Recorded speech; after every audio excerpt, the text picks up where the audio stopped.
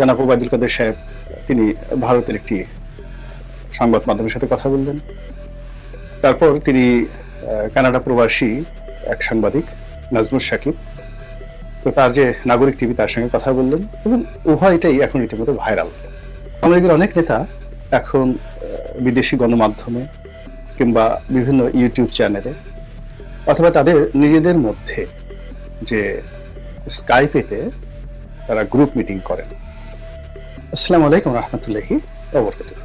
সম্মানিত দর্শক, অতি সম্প্রতি আওয়ামী লীগের সাবেক মন্ত্রী এবং আওয়ামী লীগের সংসদ সদস্য জনাব সম রেজাউল করিমের একটি পডকাস্ট ব্যাপক আলোচিত হচ্ছে নেট দুনিয়াতে।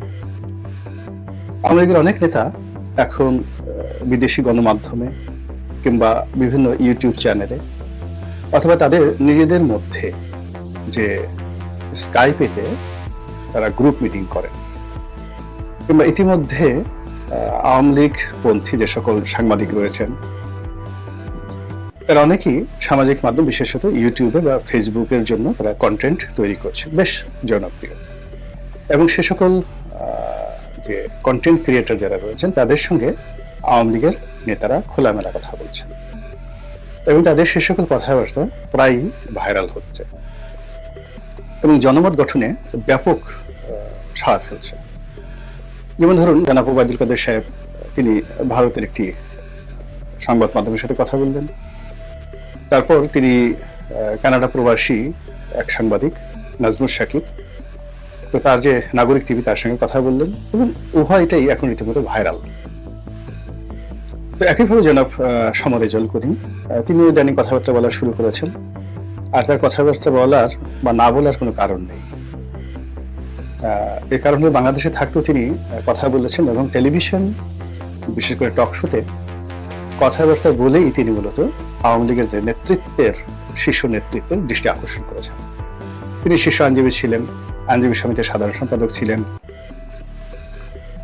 ছাত্রলীগ করতেন, তারপরে একটি নামকরা কলেজের ভিপি ছিলেন, নির্বাচিত ভিপি ছিলেন ছাত্র জীবনে, সবই করেছেন। কিন্তু আওয়ামী লীগ রাজনীতির যে শীর্ষ পর্যায়ের দৃষ্টি আকর্ষণ বা রাতারাতি একেবারে আনিসুল হক আইনমন্ত্রী তার কন্টেম্পোরারি তাকে আওয়ামী লীগের মতো একটি সংগঠনের আইন সম্পাদক করা,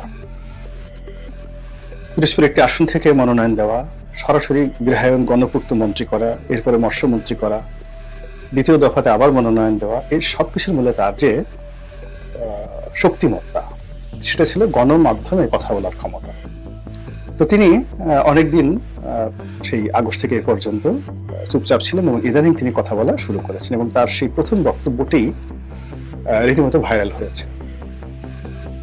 অস্ট্রেলিয়া প্রবাসী সাংবাদিক বাড়ি ফজলুল বাড়ি, তো তার একটি পডকাস্টে জনাব সম রেজাউল করিম বাংলাদেশে 5ই আগস্ট তারিখে তার অবস্থা, তার পরিবারের দুরবস্থা এবং ওই সময় যে রাজনৈতিক প্রেক্ষাপট, তারপরে তিনি সেখান থেকে কিভাবে পালিয়ে গেছেন, সীমান্ত কিভাবে পাড়ি দিয়েছেন, সেখান থেকে কিভাবে ইংল্যান্ডে গিয়েছেন, ইন ডিটেলস তিনি বলেছেন। আমি ওই বিষয়গুলো পুনরাবৃত্তি করব না, আমি যে বিষয়গুলো সামনে আনার চেষ্টা করব সেটা হলো যে আওয়ামী লীগের মধ্যে অনেক নেতাকর্মী যেমন আছেন যারা মত এবং পথের ঊর্ধ্বে গিয়ে সাধারণ মানুষের সাহায্য এবং সহযোগিতা পাওয়ার জন্য তারা যোগ্যতা সম্পন্ন ছিলেন, যেমন সম রেজাউল করিম।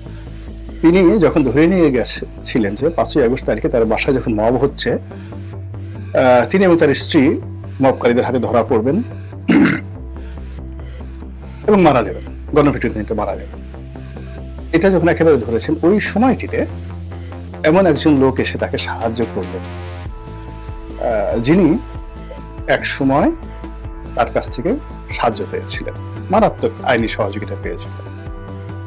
তো এই ঘটনাটা আমি বিশ্বাস করি। এর কারণ হলো যে সম রেজাউল করিম আমার প্রতিবেশী, আমরা একই বিল্ডিং, আমাদের অফিস, আজকে 26-27 বছর ধরে প্রতিবেশী, একেবারে নিকটতম প্রতিবেশী এবং আমার খুব ঘনিষ্ঠ বন্ধু।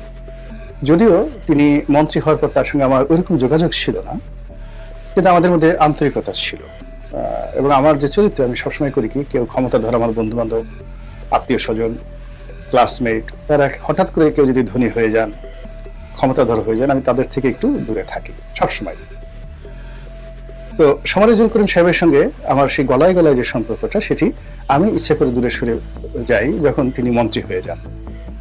কিন্তু উনি কিন্তু দূরে সরেননি। উনি যখনই অফিসে আসতেন, লিফটের সামনে যখন দেখা হতো, আমি পালানোর চেষ্টা করতাম, উনি দৌড়ে আসতেন। এমনকি আমি পিছনে থাকলে উনি সামনে থেকে পিছনে এসে আমার সঙ্গে কথা বলতেন। এই যে তার যে অভ্যাসটি মন্ত্রী হওয়ার পর, এটা আওয়ামী লীগের কারোর মধ্যে আমি দেখিনি, এটা তার মধ্যে ছিল। 2 নম্বর হলো, আমার বাড়িটি যখন ভেঙে ফেলে আওয়ামী লীগের লোকজন, তখন মন্ত্রী হিসেবে তিনি আমাকে টেলিফোন করেছিলেন, কথা বলেছিলেন, সহানুভূতি জানিয়েছিলেন।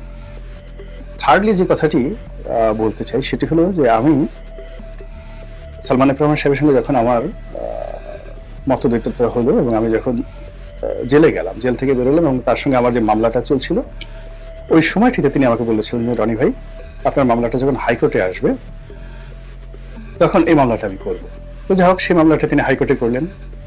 বোঝার চেষ্টা করেন যে তিনি আওয়ামী লীগের আইন সম্পাদক সালমান এফ রহমানের বিরুদ্ধে মামলা করছেন আমার পক্ষে, আমি তখন বিএনপিতে। তো সেই মামলায় তিনি লড়ছেন এবং মামলায় যখন আমি স্টে অর্ডার পেলাম, তখন আমি ফি বাবদ তাকে কিছু টাকা পাঠালাম। তো তিনি সেই প্যাকেটটা খুললেনও না এবং আমাকে টেলিফোন করলেন যে, রনি ভাই, আমাকে লজ্জা দিচ্ছেন কেন, বন্ধু মানুষ, আমি বিনা পয়সায় টাকা মামলাটা করবো। এবং সেই মামলাটা যতবার হাইকোর্টে শুনানি হয়েছে, আমি একটা পয়সা দিতে পারিনি। এমনকি সেই মামলার যে নকলের কপিটা, সেই কপিটাও তিনি উঠিয়ে তার লোক দিয়ে আমার অফিসে পাঠিয়ে দিয়েছেন। এখন ওনার সঙ্গে আমার যোগাযোগ ছিল না শেষের দিকে। আমার একটা ধারণা ছিল যে তিনি বুদ্ধিমান মানুষ, তিনি হয়তো সেই জুলাই মাসের মাঝামাঝি হয়তো দেশের বাইরে চলে গেছেন। এই কারণ হলো, আমি আওয়ামী লীগের যাদেরকে চিনতাম, যারা এই পরিস্থিতি টের পেয়েছিলেন, তারা কিন্তু সবাই জুলাই মাসের মাঝামাঝি 15 জুলাই তারিখে দেশ ত্যাগ করেছেন, যত বড় নেতা। তো সামর রেজাউল করিম সাহেব বুদ্ধিমান মানুষ, তিনি কেন থাকবেন, আমার ওইরকম একটা ধারণা ছিল। দ্বিতীয়ত হলো, মানুষ যখন বিপদে পড়ে তখন তাকে টেলিফোন করা, তার অবস্থা জানা, এটা অনেক সময় কিন্তু একটা ঠাট্টা মশকরার বিষয়। এই জন্য আমি আসলে তাকে টেলিফোন করিনি, তাকে ফোন করিনি একেবারে আগস্ট মাসের 5 তারিখ পর্যন্ত। কিন্তু বাস্তবতা হলো যে, আগস্ট মাসের 5 তারিখে যদি তিনি আমাকে টেলিফোন করতেন, আমাকে ফোন করতেন, আমি কিন্তু তার বাসায় যেতাম এবং তাকে আমার বাসায় নিয়ে আসতাম এবং আমি সর্বোচ্চ চেষ্টা করতাম যে তাকে সেভ করার জন্য। এটা হলো বাস্তবতা। তো এরকম আওয়ামী লীগের অনেক নেতাকর্মী যে এখনো আছেন, যারা আওয়ামী লীগের বাইরে গিয়ে বিএনপি অথবা সাধারণ জনগণ কিংবা অনেকের সমীহের পাত্র, এটি সামর রেজাউল করিমের এই বক্তব্যের মাধ্যমে আমি নিজের সাক্ষ্য দিলাম। যারা সেই ওবায়দুল কাদেরের বক্তব্য নিয়ে ট্রল করছেন, তারা শুধুমাত্র ওবায়দুল কাদেরের খারাপ দিকগুলো দেখেছেন, কিন্তু ওবায়দুল কাদেরের যে ভালো ভালো অনেকগুলো দিক আছে, তার যে অনেক নেতা আছে, কর্মী আছে, সহানুদ্দয় আছে, ওটা কেউ দেখেনি। একেবারে শেখ হাসিনাকে সবাই ফ্যাসিস্ট, ডাইনি, যা ইচ্ছে তাই বলছেন, কিন্তু বহু মানুষের সঙ্গে তার যে আত্মার সম্পর্ক, বহু মানুষ যে গড়াগড়ি করে তার জন্য কেঁদেছে এবং কাঁদছে, এই দৃশ্য এখনো পর্যন্ত বাংলাদেশে দ্বিতীয় কোনো রাজনৈতিক ব্যক্তিত্বকে দেখানো যাবে না। যাই হোক, তো সামর রেজাউল করিম সাহেব এইভাবে সাহায্য পেলেন, সহযোগিতা পেলেন। দ্বিতীয় আরেকটা বিষয় হলো, তাকে যারা মবের হাতে তুলে দিয়েছে দ্বিতীয় দফাতে, তিনি তার সাক্ষাৎকারে বলেছেন যে সংসদ ভবন থেকে এরকম যারা উপকার করেছিল, এরকম এক উপকারীর কারণে তিনি প্রাণের রক্ষা পেয়ে বসুন্ধরার একটা বাড়িতে আশ্রয় নিয়েছিলেন এবং সেই বাড়িতে তাকে যে ট্র্যাক করেছিল এবং তার কাছে 50 লাখ টাকা বা 10 কোটি টাকা সম্ভবত দাবি করেছিল, সে আর কেউ নয়, তার হাতে তৈরি করা ছাত্রলীগের জেলা পর্যায়ের একজন নেতা, যাকে সামর রেজাউল করিম নিজে নেতা বানিয়েছেন।